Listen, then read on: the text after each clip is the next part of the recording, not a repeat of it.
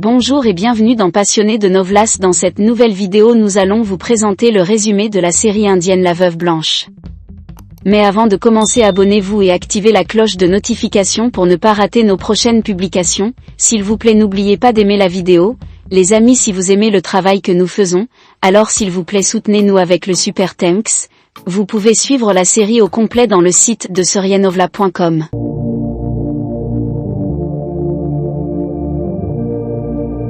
Ishq Karan Safed, La Veuve Blanche, est une série dramatique télévisée indienne qui a été créée le 10 août 2015 sur Color TV et s'est terminée le 26 août 2016.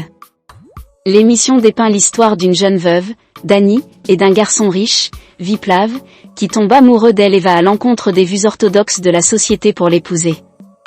Le spectacle a été très bien accepté par les téléspectateurs à un créneau précoce et a donné une rude concurrence à Suhani Siek Latki de Star Plus. Rekha Bardwaj a réenregistré le contenu de son album de 2011 Kabir Chora Sufi Chora pour l'émission. Terrain. Viplav Tripathi, le petit-fils insouciant de Dashrath Tripathi, rencontre Dani, une jeune veuve sur la rive du Gange dans la ville sainte de Bénarès. Dani vit avec sa mère dans un refuge pour veuves, ashram. Viplav, diplômé en droit, prévoit d'aller aux États-Unis pour poursuivre ses études.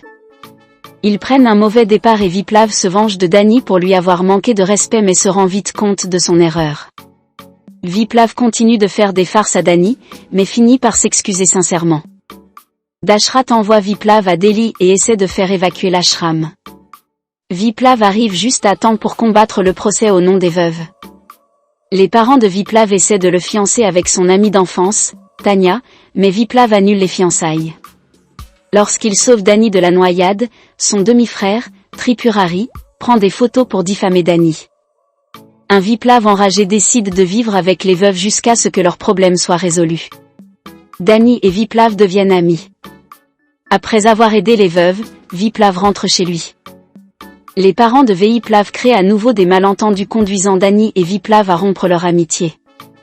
Dani est obligé de se fiancer à Tripurari mais Viplav arrête leur mariage en un rien de temps après avoir découvert que Tripurari avait mis une autre veuve, Suvarna, enceinte.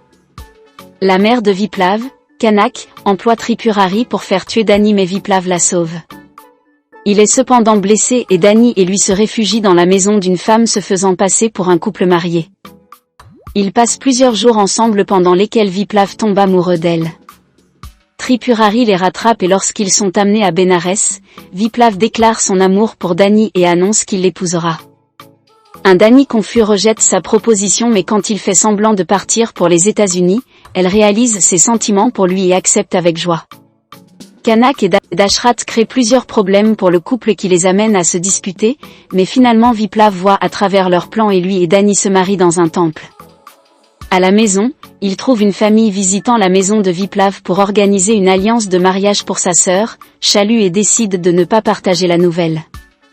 Chalu est fiancé à Raja qui, à l'insu de tous, s'avère être le frère de l'ex-mari de Dani. Raja cherche la femme de son frère, Suman, maintenant Dani, qu'il blâme pour la mort de son frère et fait appel à l'aide de Viplav. Dani réalise l'identité de Raja et arrête le mariage.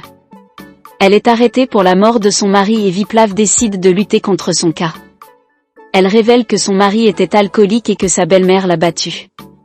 La nuit de sa mort, Raja a tenté de la forcer et en essayant de la sauver, son mari ivre est tombé d'un balcon et est mort. Au tribunal, à l'instigation de l'avocat adverse, Viplav annonce qu'il est le mari de Dani, ce qui choque tout le monde.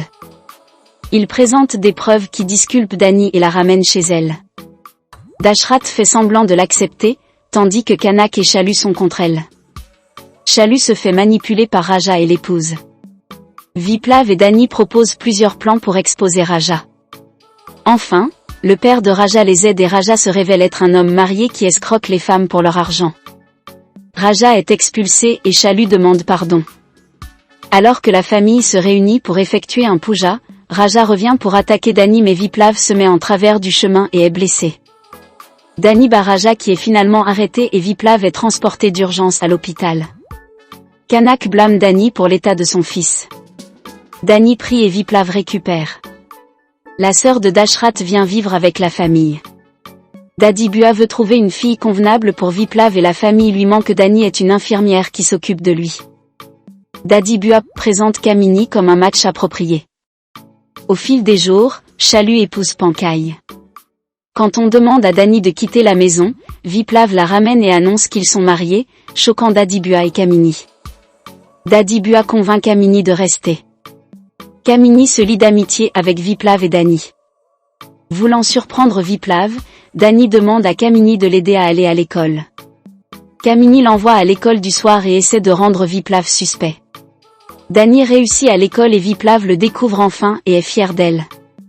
Kamini crée des malentendus entre le couple, obligeant Dani à déménager à El Ashram lorsqu'elle découvre qu'elle est enceinte. Elle écrit une lettre à Viplav que Kamini intercepte.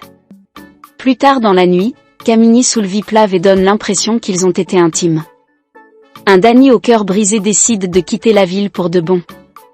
Tripurari plante une bombe à El Ashram qui tue tout le monde. 5 ans plus tard. Dani, maintenant joué par Sanjeda Sheikh, vit à Mumbai avec sa mère et sa fille dans un chawl et est aidé par Parshia, un ancien crétin tandis que Viplav est à Benares vivant avec les souvenirs de Dani. Il a épousé Kamini et est père d'un jeune garçon à Tarva. Comme le destin l'aurait voulu, Viplav et Dani se rencontrent lors d'un mariage à Mumbai où Dani travaille comme décoratrice de fleurs. Dani se comporte froidement envers lui et Viplav est découragé. Une fois de plus, Kamini crée des malentendus amenant Dani à décider d'épouser Parshia. Viplav a le cœur brisé à la séparation de Dani et de leur fille, Vida. Le jour du mariage, Vida s'évanouit et est transportée d'urgence à l'hôpital, interrompant ainsi la cérémonie de mariage. Grand-mère Bua revient et révèle tout. Une réunion émouvante a lieu alors que Viplav et Dani prévoient maintenant de faire payer Tripurari et Kamini pour leurs méfaits. Enfin, tous les coupables sont envoyés en prison après avoir avoué leurs crimes.